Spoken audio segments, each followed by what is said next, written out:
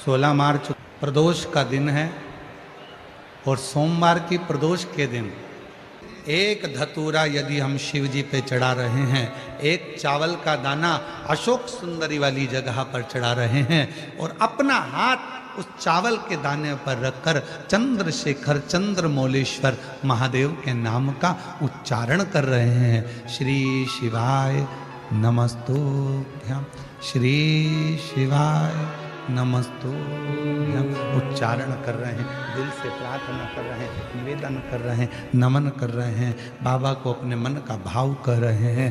तो वो 3 महीना तो बहुत दूर है, मेरे बाबा ने अगर कृपा करी तो 3 महीने में मेरा बाबा करुणा करना, दया करना प्रारंभ कर देगा। 3 दिन चंद्रशेखर चंद्रमौलेश्वर 33 कोटि देवता अपने अपने कार्य में लग जाते हैं। सब अपने अपने कर्म में, अपने अपने कार्य में सब देवता लग जाते हैं। कहते हैं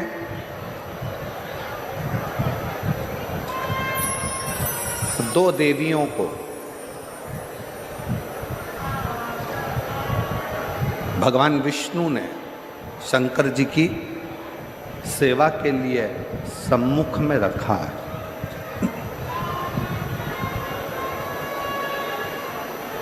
पहले नंबर पर माता लक्ष्मी और दूसरे नंबर पर भाग्य देवी।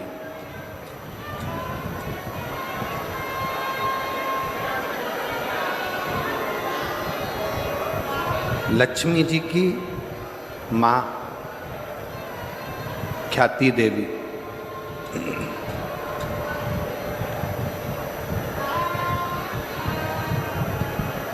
जब लक्ष्मी जी की माँ ख्याति देवी लक्ष्मी जी की शादी भगवान शंकर जी से करना चाहती थी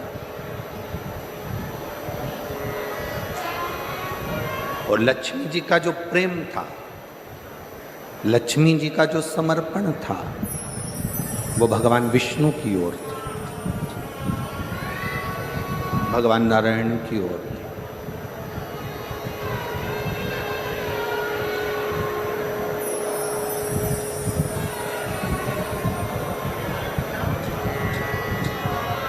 पर माता लक्ष्मी जी ने शिव जी की विनती करी, विनय करा, निवेदन करा। भगवान शंकर से कहा कि प्रभु, मैं भगवान विष्णु से स्नेह करती हूँ, उनसे प्रेम करती हूँ।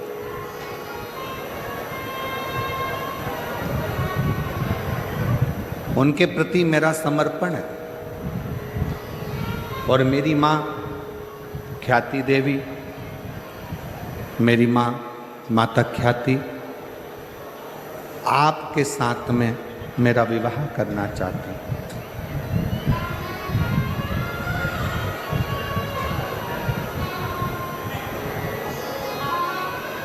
और मेरा पूर्ण समर्पण भगवान नारायण के प्रति है, भगवान विष्णु के प्रति।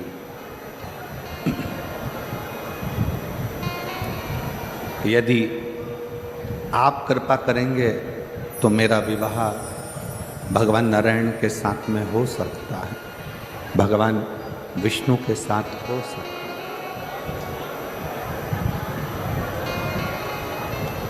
यदि आप करुणा करेंगे तो मैं भगवान विष्णु के साथ ब्याह जाऊंगी, मैं भगवान विष्णु के साथ विवाह हो। शिव जी ने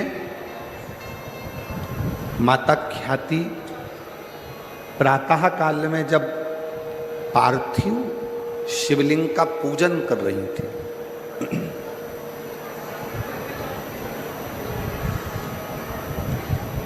पार्थिव लिंग का निर्माण कर कर उसका पूजन कर रही। बैसाख के महीने में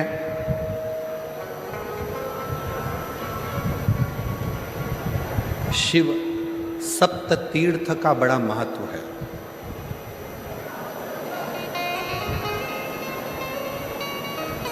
जिस नारी को 30 साल हो गए हों, बच्चे नहीं हों, 35 साल हो गए हों, संतान नहीं हो, 25 साल हो गए, 20 साल हो गए, संतान का सुख ना हो, और डॉक्टर ने कह दिया कि कोई बहुत बड़ी बीमारी किसी व्यक्ति को है,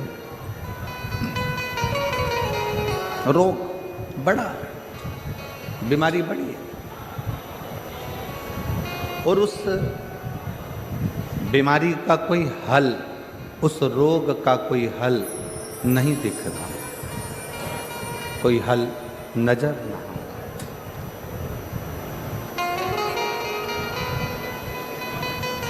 कोई हल दिख ना रहा। तो बैसाख महीने में शिव सप्त तीर्थ का एक अनुष्ठान अपने जीवन में जरूर करें। मट्टी के पात्र में जल भरना और मट्टी के पात्र में जल भरकर प्रतिदिन रोज 7 दिन का ये नियम होता है सप्त तीर्थ का। सप्त तीर्थ बस विराम जो है उसका प्रदोष के दिन होना चाहिए। और बैसाख के महीने में जब आप सप्त तीर्थ का अनुष्ठान करें, 1 घड़ा जल का रोज भरें प्रतिदिन,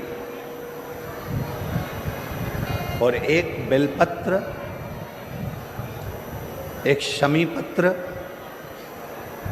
उस घड़े के नजदीक में कोई पात्र में अवश्य रखें।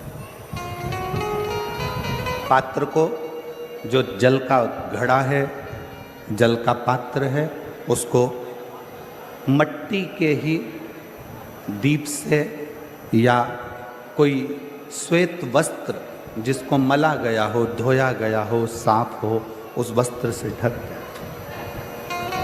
एक दिन एक शिवालय में जाएं, शमी पत्र अशोक सुंदरी वाली जगह पर समर्पित करें। अशोक सुंदरी की जगह जानते हो ना आप लोग? अशोक सुंदरी की जगह पर शमी पत्र समर्पित करें। बेलपत्र जहां आप खड़े हैं उधर से डंडी का भाग आपकी ओर हो, और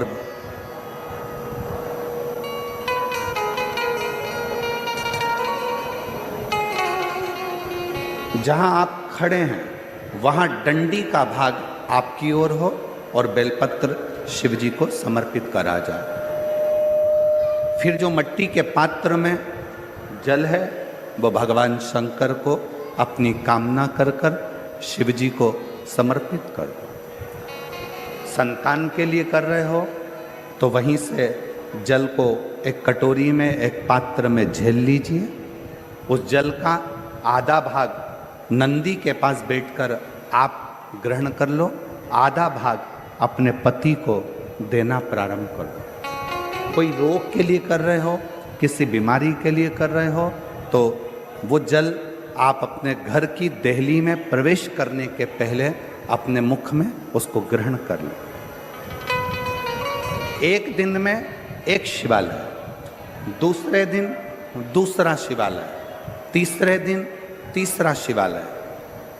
अगर अपने नगर में, अपने गांव में, अपने क्षेत्र में 7 शंकर के मंदिर नहीं हो, यदि अपने गांव में, अपने नगर में, अपने क्षेत्र में 7 शंकर के शिवालय नहीं हो, तो मिट्टी का शिवलिंग बनाकर उस पे चढ़ाओ। पर रोज एक शिवालय अलग होना चाहिए।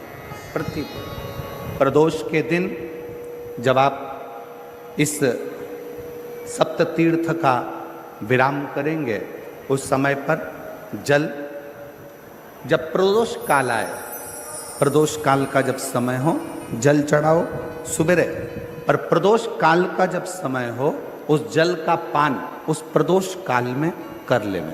प्रदोष को जो प्रदोष काल में उस जल को शंकर का पंचाक्षर मंत्र नमः शिवाय, षडाक्षर मंत्र ओम नमः शिवाय या श्री शिवाय नमस्तुभ्यम बोलकर प्रदोष काल में उस जल का पान करें। बाबा को प्रार्थना करें, शिव से विनय करें। ये नियम केवल बैसाख के महीने में होता है, इसको बाकी के महीने में नहीं किया जाता है। इसको बाकी के महीने में नहीं करते, केवल बैसाख।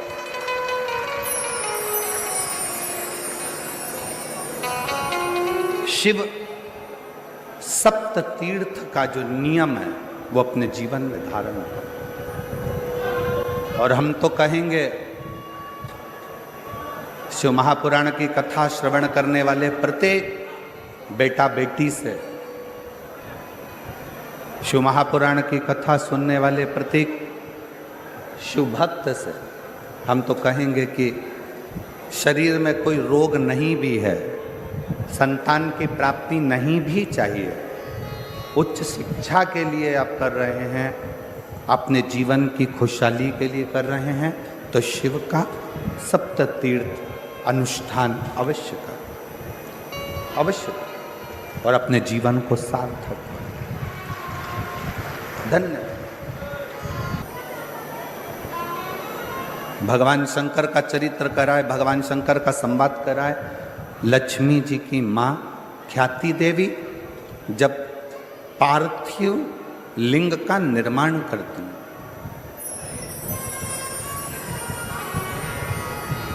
माँ ख्याति देवी जब पार्थिव लिंग का निर्माण कर कर पूजन करती हैं, तब भगवान शिव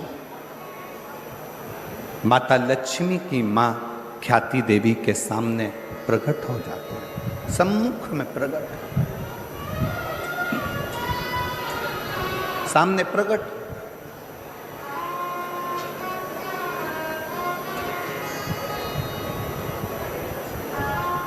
शिव को प्रकट करने के लिए या भगवान शंकर का वर प्राप्त करने के लिए या भगवान शंकर को प्राप्त करने के लिए, उनका आशीर्वाद लेने के लिए बहुत सारा आडंबर दिखावा शंकर को प्रिय नहीं।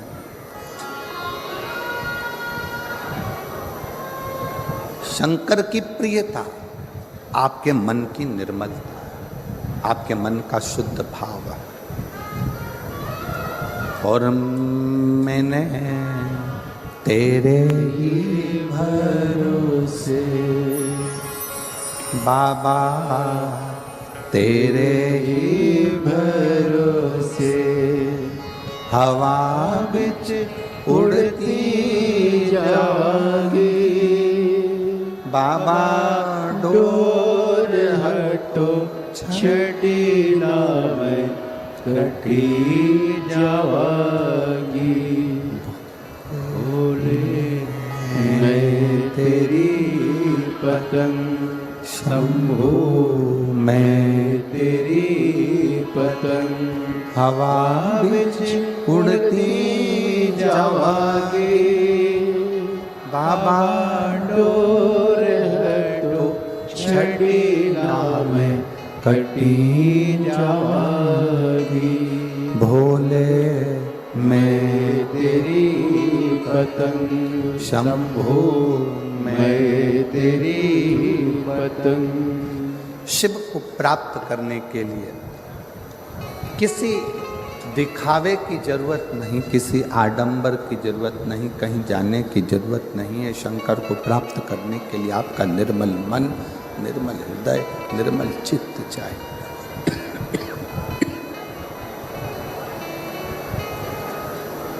शुद्ध भाव, शुद्ध मन।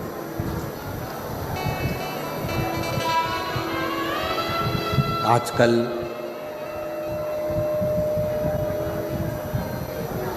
दुनिया के लोग कहते हैं 1 कुंटल शिव जी को दूध चढ़ाओ।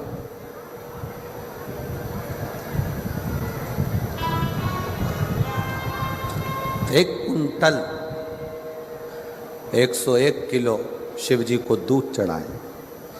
कोई कहता है शंकर भगवान को 56 भोग लगाओ।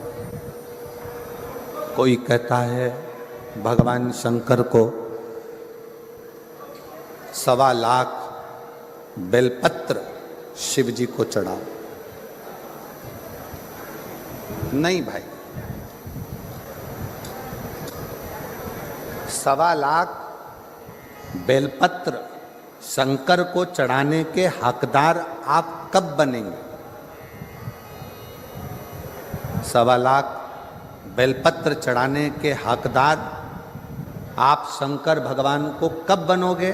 जब आपने अपनी जिंदगी में 1.25 लाख बेलपत्र के पेड़ लगाए होंगे।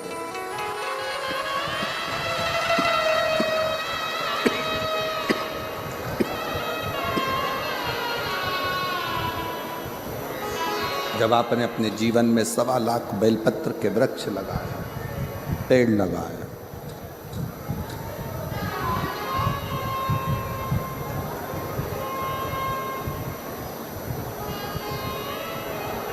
बहुत ध्यान से सुनना।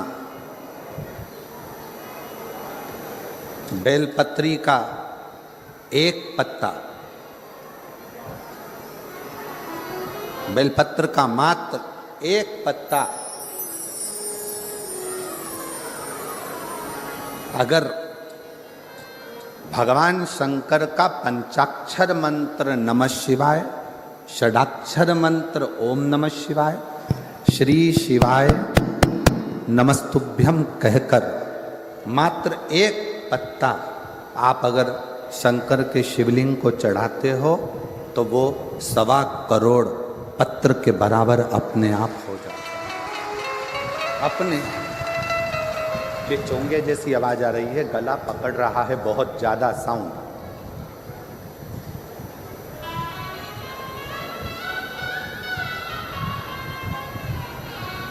सवा करोड़ शिवलिंग के बराबर, 1.25 करोड़ शिव बेलपत्र के बराबर एक पत्र हो जाता। एक पत्र।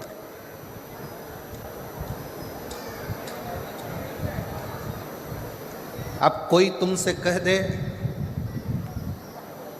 हमने संकल्प लिया है 1.25 लाख शंकर भगवान को शिवलिंग पर बेलपत्र चढ़ाऊंगे ना। इतने बेलपत्र का संकल्प तब लेना जब तुमने इतने बेलपत्र के वृक्ष लगाए। अब पेड़ तो तुमने एक लगाया नहीं और बचा कुचा था तो किसी ने बेलपत्री का पौधा लगाया था, बेलपत्र का वृक्ष लगाया था और मालूम पड़ा अपना संकल्प पूरा करने के चक्कर में तुमने वो बेलपत्री के पत्ते पत्ते डालियां सब तोड़ दिए और वो बेलपत्री के वृक्ष को पूरा की पूरा एकदम वीराना सा कर दिया। तो ईमानदारी से बोलो शंकर जी प्रसन्न होंगे क्या? वृक्ष एक नहीं लगाया,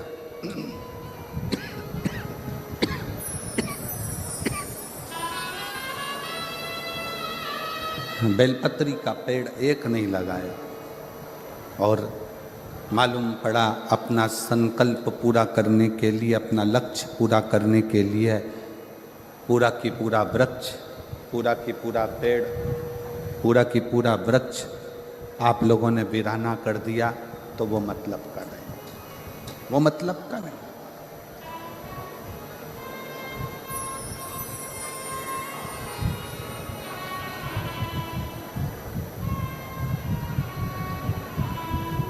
एक बेलपत्र के पत्र में 33 कोटि देवताओं का वास होता है।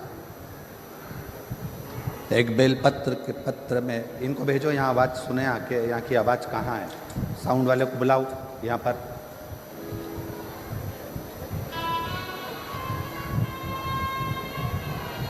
एक बेलपत्र के पत्र के अंदर 33 कोटि देवताओं का वास होता है, 33 कोटि देवताओं। और जब आप और हम भगवान शंकर को एक बेलपत्र समर्पित करते हैं, जब आप और हम भगवान शंकर को एक बेलपत्र समर्पित करते हैं तो ये मानकर चलना तुम एक देवता पर बेलपत्र नहीं चढ़ा रहे हो, 33 कोटि देवताओं की पूजन एक ही बेलपत्र से तुम पूर्ण कर रहे हो, पूर्ण कर।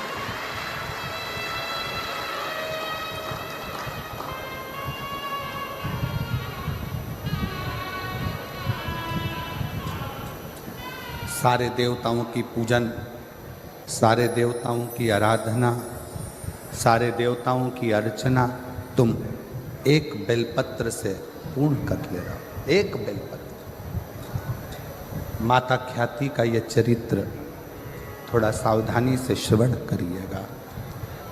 माता ख्याति जब उनके पास में कुछ भी नहीं, शिव की आराधना, शंकर का भजन, शंकर का स्मरण, शंकर का कीर्तन, शंकर का मंत्र जाप, शंकर का नाम जाप, ख्याति देवी ने पार्थिव शिवलिंग का निर्माण किया, अर्चना करी। और जब ख्याति देवी ने भगवान शंकर के शिवलिंग का निर्माण कर कर, पार्थिव लिंग का निर्माण कर कर जब उसकी अर्चना करी, उसकी पूजन करी, शिव जी सम्मुख में प्रकट हुए, भगवान शंकर सम्मुख में प्रकट हुए। अब माता ख्याति ने ना तो 1.25 लाख बेलपत्र चढ़ाए हैं, ना माता ख्याति ने बहुत सारा नैवेद्य लगाया है, ना माता ख्याति ने बहुत सारा दीप मालिका लगाई। माता ख्याति ने अपने मन को, अपने हृदय को, अपनी चित्तवृत्ति को, अपने विश्वास को शंकर को समर्पित किया है, शिव को दिया। शंकर, मैं विवाह नहीं करना चाहता, लक्ष्मी से नहीं। आप लक्ष्मी जी की शादी तो भगवान नारायण के साथ कर। ख्याति देवी ने शिव जी को कहा, ठीक है, भगवान विष्णु के साथ में लक्ष्मी जी का विवाह हुआ। शंकर भगवान जब विवाह के मंडप में खड़े हुए थे, विवाह के मंडप में जब ओघड़दानी भगवान शिव जब खड़े हुए थे, तभी उसी समय पर, उसी पल, उसी घड़ी, उसी क्षण भगवान नारायण ने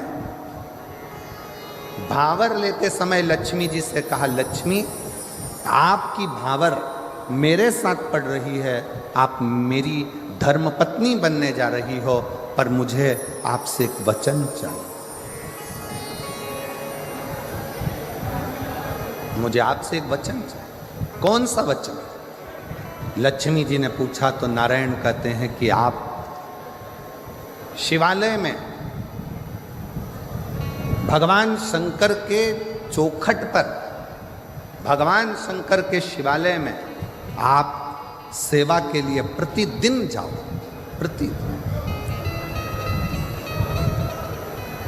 प्रतिदिन सेवा में आपको जाओ, ठीक है, पर आपकी सेवा छूट जाएगी प्रभु। अगर मैं शंकर भगवान के मंदिर में जाऊंगी, शिवालय में जाऊंगी, तो आपकी सेवा छूटेगी। नारायण कहते हैं, लक्ष्मी, मेरी सेवा भले छूटे, पर शिव की सेवा नहीं छूटना चाहिए। तुम्हें जाना, तुम्हें जाना। लक्ष्मी जी ने वचन दिया, रोज प्रतिदिन लक्ष्मी जी शिव जी के मंदिर में आकर, शंकर के शिवालय में आकर सेवा में लग जाए। प्रतिदिन।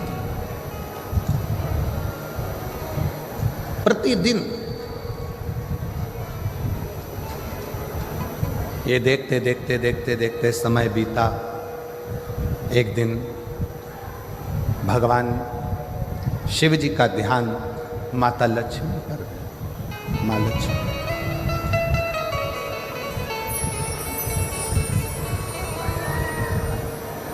और शिव जी का ध्यान जब माता लक्ष्मी पर गया तो लक्ष्मी जी ने विनय कर पूछा, स्वामी की आज्ञा है, मैं आपकी सेवा में प्रतिदिन आऊंगा। स्वामी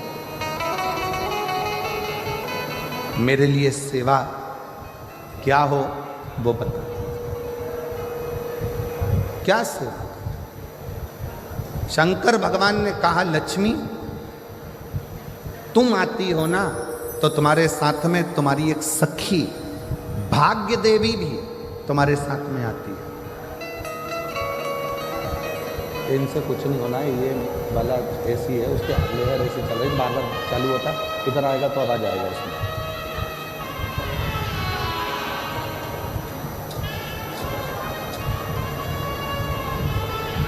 लक्ष्मी तुम आती हो ना तो तुम्हारे साथ में भाग्य देवी भी आती है, तुम्हारे साथ में वो भाग्य देवी स्वयं आती है। तो लक्ष्मी तुमसे और भाग्य देवी से मैं केवल इतना कहना चाहता हूं कि लक्ष्मी कोई जल का पात्र लेकर जब मेरे मंदिर में आएगा, कोई जल का पात्र लेकर जब मेरे शिवालय में आएगा, जल चढ़ाएगा, उसका पात्र खाली हो जाएगा, दुनिया की दृष्टि में लगेगा कि ये जल का लोटा, ये जल का पात्र खाली हो गया। पर लक्ष्मी मेरा निवेदन है, वो जल का पात्र भले खाली हो पर जो चढ़ाकर जल जाएगा उसके पात्र में तुम्हें बैठकर उसके दरवाजे तक जाना।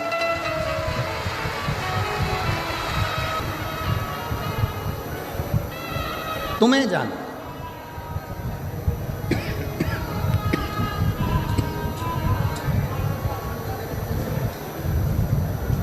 और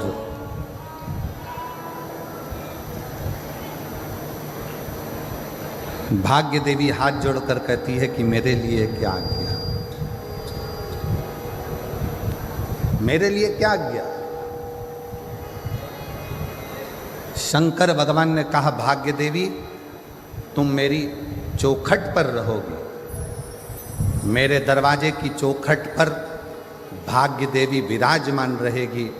जो मेरे शिवालय तक आएगा उसके भाग्य को बदलने की जवाबदारी तुम्हारी रहेगी, उसका भाग्य तुम्हारा।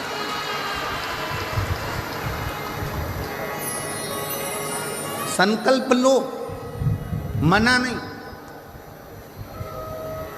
पर ऐसा संकल्प मत लेना जिस संकल्प से देवता को भी दुख हो।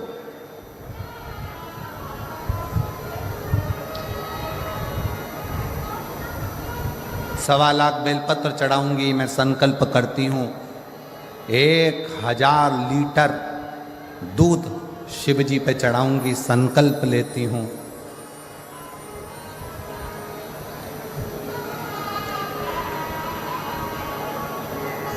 सवा लाख समीपत्र शंकर को चढ़ाऊंगी, संकल्प लेती हूं। ऐसा संकल्प ना लीजिए।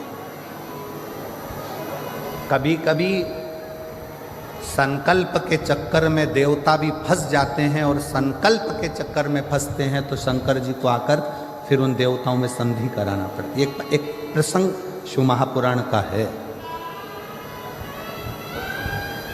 पार्वती जी ने एक व्रत किया और वो व्रत था अपने बच्चों के स्वास्थ्य के,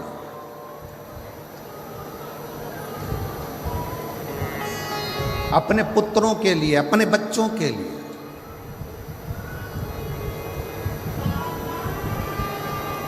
गणेश जी, षडानंद कार्तिकेय जी, जया, विषहरा, श्यामली बारी, दौतली, देव, अशोक सुंदरी, शंकर जी की जो 6 बेटियां हैं, शंकर जी के जो पुत्र हैं, उनके लिए मां पार्वती व्रत कर रही।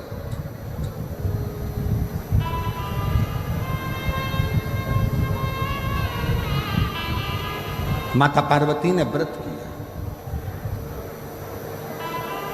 और पार्वती जी ने व्रत करा और व्रत का उद्यापन माता पार्वती जी करने के लिए बैठी तो भगवान विष्णु और नारद जी वहां से निकल कर जा रहे थे। आज पहली बार भगवान नारायण के साथ में नारद जी निकल कर जा रहे थे। कूर्म पुराण का यह चरित्र बड़ा सुंदर है।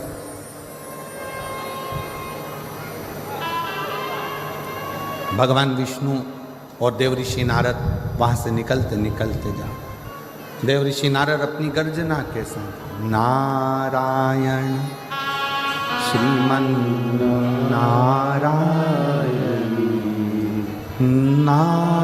नारायण श्रीमन नारायण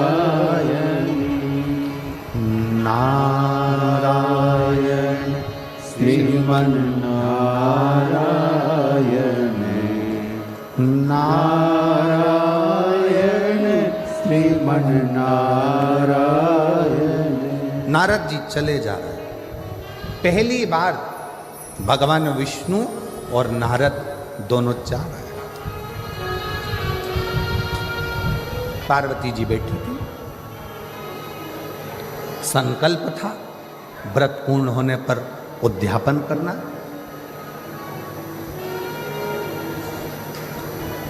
आप उद्यापन कराने के लिए किससे विनय करे पार्वती? उद्यापन के लिए निवेदन किससे करे पार्वती? पार्वती जी ने भगवान विष्णु को आते हुए देखा, देवऋषि नारद को आते हुए देखा, तो पार्वती जी ने हाथ जोड़कर भगवान नारायण और नारद जी का आदर कर कर कहा, मुझे उद्यापन करना है। मेरा एक संकल्प था, मैंने अर्चना करी, मैंने व्रत करा, मैंने पूजन करी, मैंने आराधना करी और मेरा वो नियम पूर्ण हुआ है और मुझे उद्यापन करना है। उद्यापन के लिए मैं किसको बुलाऊं?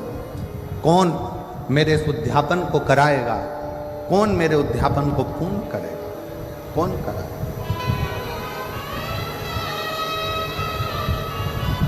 देवऋषि नारद बड़े प्रसन्नता में कहने लगे, मां सनत कुमार जी को बुलाइए और सनत कुमार आपके इस उद्यापन को करा देंगे।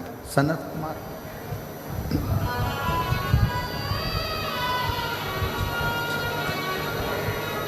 पार्वती जी ने नंदी जी को भेजा, सनत कुमार जी को आमंत्रित किया।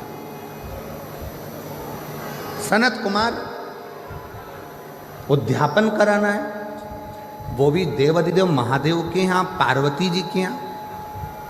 जगत जननी जगदम्बा माता पार्वती और शंकर भगवान मेरे यजमान बनेंगे।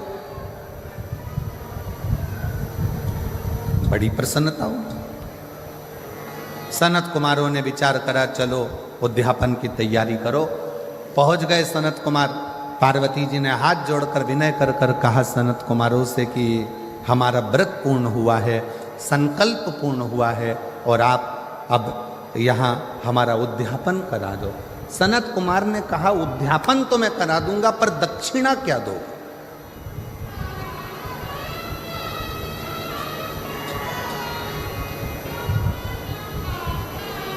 सबसे मुख्य तो दक्षिणा है।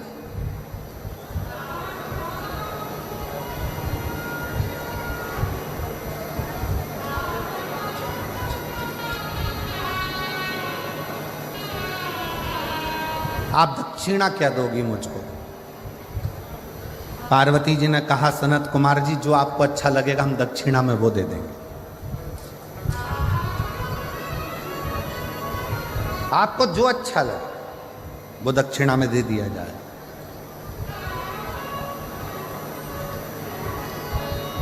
सनत कुमार ने कहा, मां पहले संकल्प करना पड़ेगा कि जो दक्षिणा में मांगूंगा वो तुम्हें देना पड़ेगा। पार्वती जी ने संकल्प दे दिया कि तुम जो दक्षिणा में मांगोगे मैं वो दे दूंगी। अब अनुष्ठान पूरा हुआ, उद्यापन पूरा हुआ। उद्यापन पूरा होने के समय पर पार्वती जी ने जो संकल्प दिया था, इसलिए बहुत सोच समझ कर विचार करना। शिव जी के मंदिर में जाओ, ऐसा कोई संकल्प मत करो कि मैं 1.25 लाख बेलपत्र चढ़ाऊंगी, मैं 1000 लीटर दूध चढ़ाऊंगी। शिव महापुराण में ये कुछ नहीं लिखा कि 1.25 लाख बेलपत्र दिया जाए, कि 1000 लीटर दूध शिव जी को दिया जाए। शिव महापुराण की कथा तो कहती है देसी वेद लक्षणा अगर कोई गौ माता है, उस गौ माता का 1 चम्मच दूध, 1 चम्मच भी जाने दो, 2 बूंद अगर वेद लक्षणा देसी गाय का मिल जाए तो वो 2 बूंद दूध भी अगर शंकर को चढ़ाओगे तो शंकर स्वीकार कर कर तुम्हारी झोली भर दे।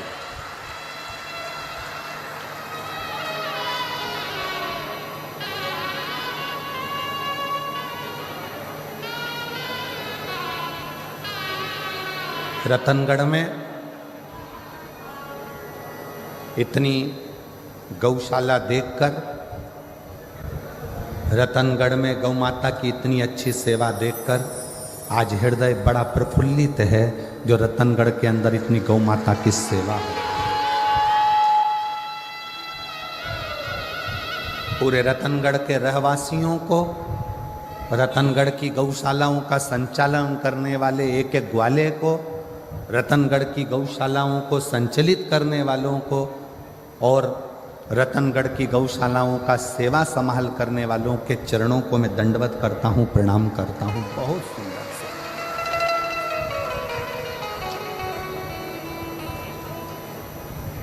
शिव कभी नहीं कहे 24,000 श्लोक की शिव महापुराण में कहीं नहीं लिखा कि शंकर भगवान को 1.25 लाख बेलपत्र देना। इसमें कहीं नहीं लिखा कि 1000 लीटर दूध देना। यहाँ तो लिखा एक श्रद्धा का 1 बूंद दूध भी विश्वास की बेलपत्र के साथ शिव को समर्पित करोगे तो शंकर उस तुम्हारा कल्याण कर देंगे। उसको स्वीकार कर, स्वीकार।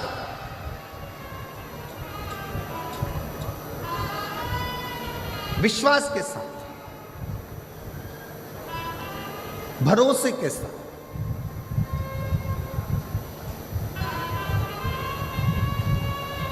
आपका भरोसा श्रेष्ठ होगा तो शिव मिलेगा।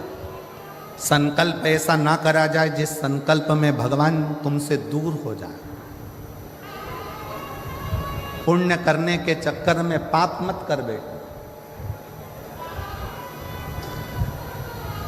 पुण्य करने जा रहे हो और मालूम पड़ा पाप कर्म कर बैठे तो वो पुण्य की कोई परिभाषा नहीं, कोई परिभाषा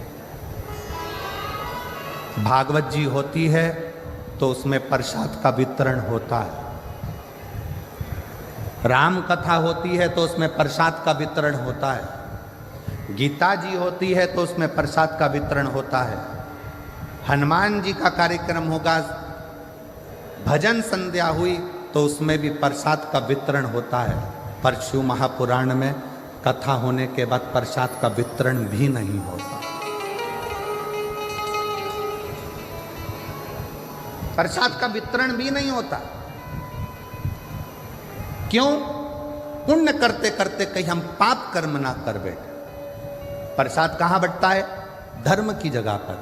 किटी पार्टी में कभी प्रसाद नहीं बंटता, शादी में कभी प्रसाद नहीं बंटता, 25वीं शादी की सालगिरह में प्रसाद नहीं बंटता, गोल्डन जुबली सिल्वर जुबली में प्रसाद नहीं बंटता, तुम्हारे बच्चों के जन्मदिन पर प्रसाद नहीं बंटता। प्रसाद हमेशा सत्कर्म की जगह पर, धर्म की जगह पर, मंदिर में, कथा में, सत्संग में, पुण्य की जगह पर प्रसाद वितरण होता है।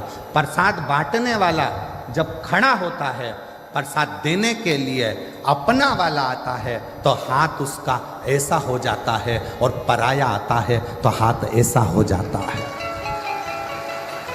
पुण्य की जगह पर खड़े होकर भी वो प्रसाद बांटने खड़ा है। प्रसाद देने वाले का प्रसाद है, मंदिर का प्रसाद है, पर अपना बेटा आया तो हाथ ऐसा हो गया, अपनी पत्नी आई तो हाथ ऐसा हो गया, अपना वाला आया तो हाथ ऐसा हो गया, और दूसरा आया तो थोड़ा सा चल चल, और अपनी पत्नी आई तो तुरंत उसको ज़्यादा से ज़्यादा दे दिया, बच्चे को ज़्यादा से ज़्यादा दे दिया।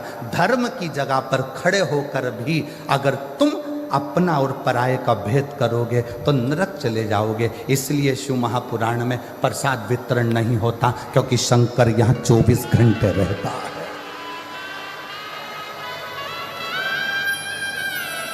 जितने दिन तक शिव महापुराण की कथा जिस पंडाल में होती है, जितने दिन तक शिव महापुराण की कथा पंडाल के अंदर विराजमान होती है, शंकर जी ने तुमरुका जी को वचन दिया है कि तुमरुका चंचुला के पति को मोक्ष देकर, चंचुला जैसी बेधव्य स्त्री को, विधवा नारी को भी अखंड सौभाग्य देकर मैं आज वचन देता हूं कि जिस जगह पर शिव महापुराण की पोथी रखी होगी उस जगह पर मैं कैलाश और काशी छोड़कर 7 दिन वहीं पर निवास करूंगा। मेरा वहां निवास है।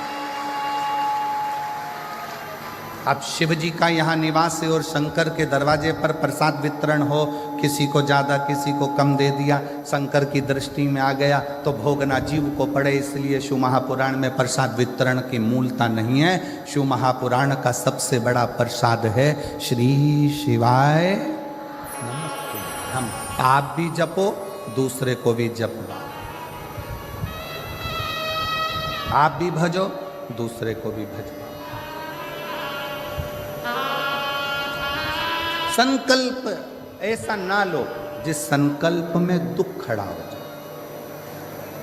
2 बूंद देसी गाय का अगर वेद लक्षणा गाय का दूध है वो शिव को स्वीकार, केमिकल का दूध शंकर को स्वीकार नहीं, शंकर को स्वीकार।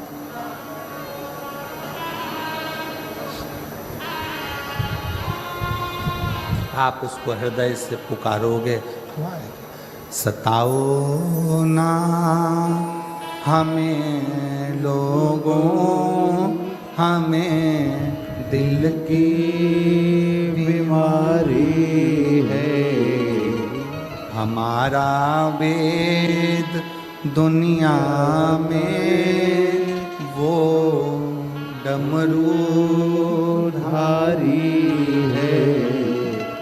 सताओ ना हमें लोगों, हमें दिल की बीमारी है।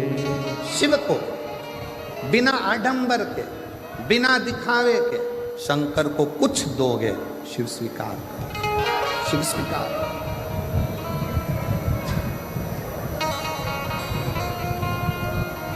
शिव ने उसको स्वीकार किया। सनत कुमार जी जैसी चतुरता जिंदगी में रखना, मांगा भी पूजन की दक्षिणा में अगर कुछ मांगा तो स्वयं शंकर को ही मांग लिया कि मुझे शिव, मुझे शिव।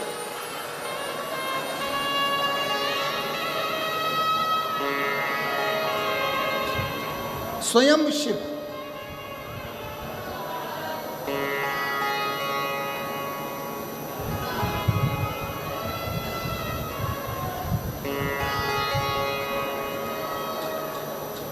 और देना हो तो दीजिए जन्म जन्म का, मेरे सिर पर रख दो भोले अपने ये दोनों हाथ, देना हो तो दी। खोजने के लिए हमें नहीं निकलना। जो महापुराण की कथा कहती है कि जो 1 लोटा जल देवाधिदेव महादेव को चढ़ाना प्रारंभ करता,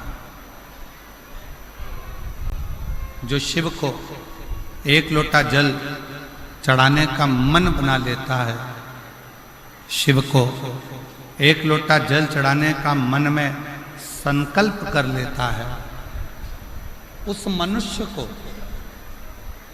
उस मानव को शिव को खोजने की जरूरत नहीं पड़ती। शिव उसको खोजता खोजता रतनगढ़ तक पहुंच जाता है। शिव उसको खोजता रतनगढ़ की भूमि तक, रतनगढ़ तक पहुंच जाता है।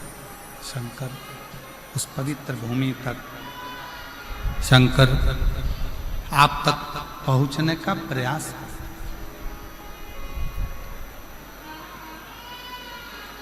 पूर्व समय में भगवान शिव के प्रति लोगों का इतना भाव, भगवान शंकर के प्रति लोगों के हृदय में इतना भय उत्पन्न कर दिया, इतना भय उत्पन्न कर दिया कि शिव से लोग दूर होते चले गए।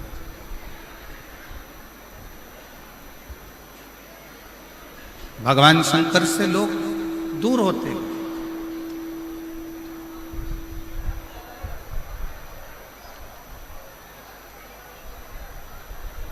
कोई तुम्हें डराने का प्रयास करे कि शंकर जी पे जल सुबह चढ़ाओ, दोपहर में मत चढ़ाओ, इस समय पर मत चढ़ाओ, उस समय पर मत चढ़ाओ, उसको एक बात जरूर कहना, उसको एक बात कहने का प्रयास जरूर करना कि जैसे मृत्यु का कोई समय नहीं है, मौत का कोई समय नहीं है, उसी तरह महाकाल से मिलने का भी कोई समय नहीं।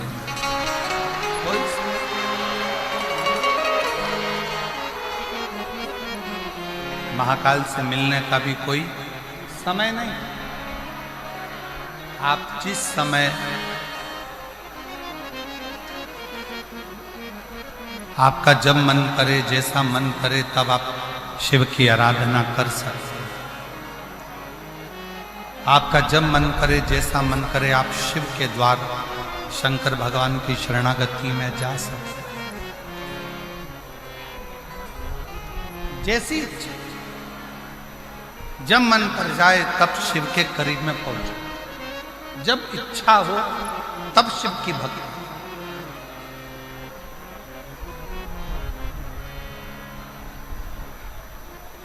नारायण की सेवा का एक समय होता है, भगवान विष्णु की सेवा का एक समय होता है। इतनी बजे सेवा करना है, इतनी बजे भजन करना है, इतनी बजे पूजन करना है, इतनी बजे अर्चना करना है। ब्रह्मा जी की भी सेवा का एक समय होता है कि इतनी बजे करना है। राम जी की सेवा का भी एक समय होता है कि इतनी बजे सेवा करना है। भगवान कृष्ण की भी सेवा का समय होता है कि इतनी बजे सेवा करना है। पर मेरे ओघड़दानी, मेरे शंकर भगवान की सेवा का कोई समय नहीं होता। शिव तो कहता है जब तेरे हृदय में शिव तत्व जागृत हो जाए तब तू मेरी शरण में आ। भगवान की,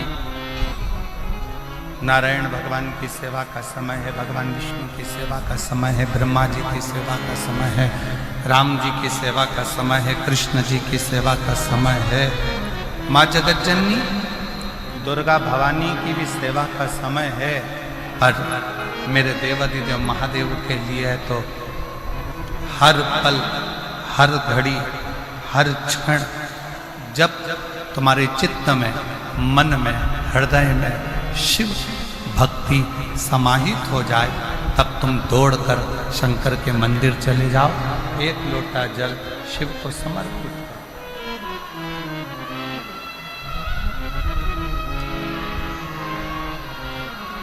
तब एक लोटा जल भगवान देवाधिदेव महादेव को समर्पित करो। चित्त में शिव, मन में शिव, हृदय में शिव। शंकर तुम्हारे चित्त वृत्ति में, तुम्हारे हृदय में, तुम्हारे मन में।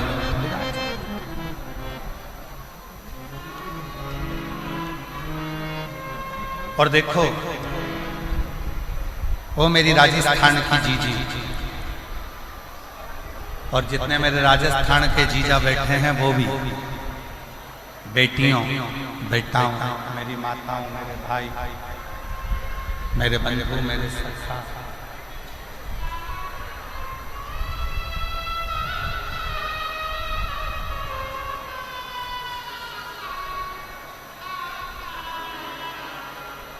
अपनी चित्तवृत्ति में एक बात उठा कर रखिए, अपने अंदर एक बात उतार कर रखिए।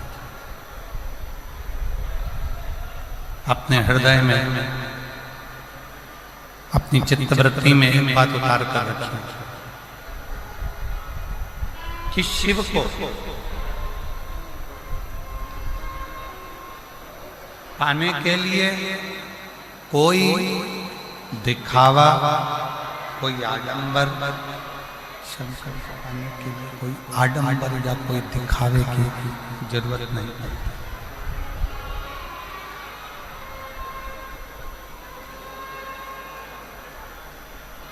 शिव जी को ना कोई आडंबर प्रिय है, ना कोई दिखावा।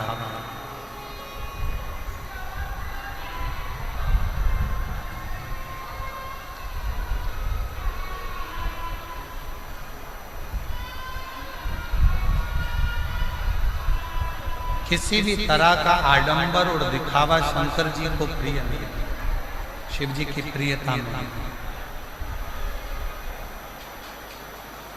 शिव जी की प्रियता में केवल एक चीज है कि आपके हृदय का भाव।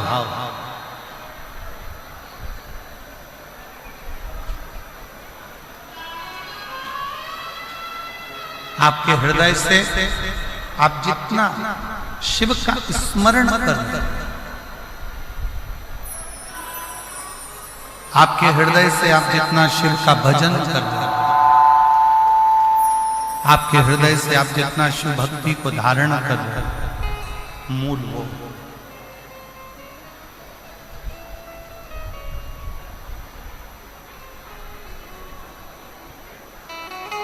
शिव की प्राप्ति का केंद्र बिंदु है आपका भाव।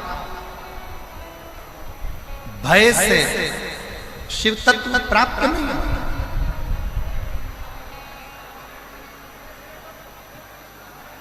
भय से कभी शंकर मिला ही नहीं।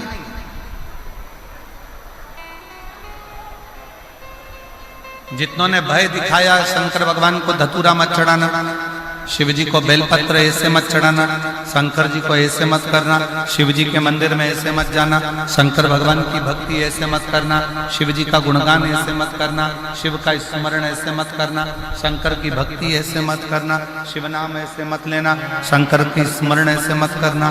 जिसने भय दिखाया शंकर भगवान भय से कभी नहीं।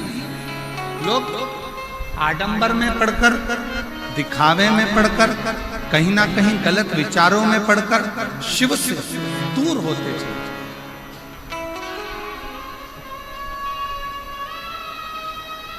शंकर भगवान से दूर होते चले जाए, शिव से बहुत दूरी बना। शंकर भगवान से दूर होते चले गए, दिखावे में पढ़कर शंकर भगवान से दूर, शिव से। और जब भय समाप्त हुआ, जब भय मिटा,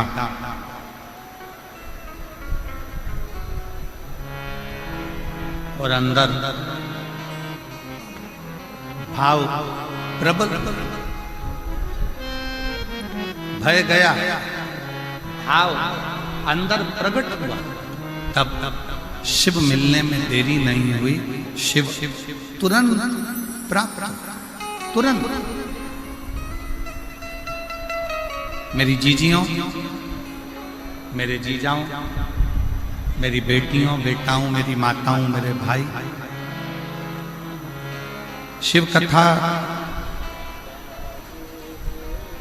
सुनने वालों के मन में एक बड़ा उलझन सा एक प्रश्न खड़ा हो रहा है।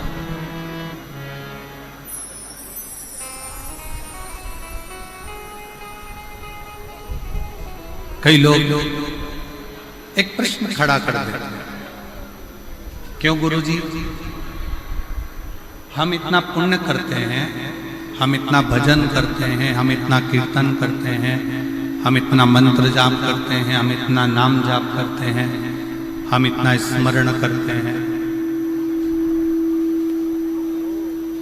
हम इतना पुण्य करते हैं, हम भजन करते हैं, कीर्तन करते हैं, मंत्र जाप करते हैं, पुण्य करते हैं, और उसका फल भगवान बहुत लेट देता है, बहुत लेट, बहुत देर से देता है। और थोड़ा सा यदि पाप कर्म हो जाए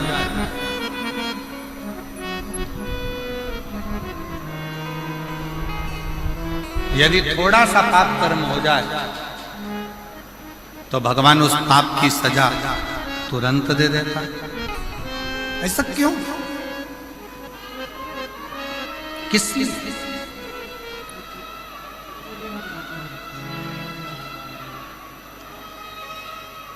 थोड़ा विचार करिएगा कि पुण्य करने पर उसका फल थोड़ा लेट मिलता है, पर पाप करने पर उसका फल, पाप कर्म का दंड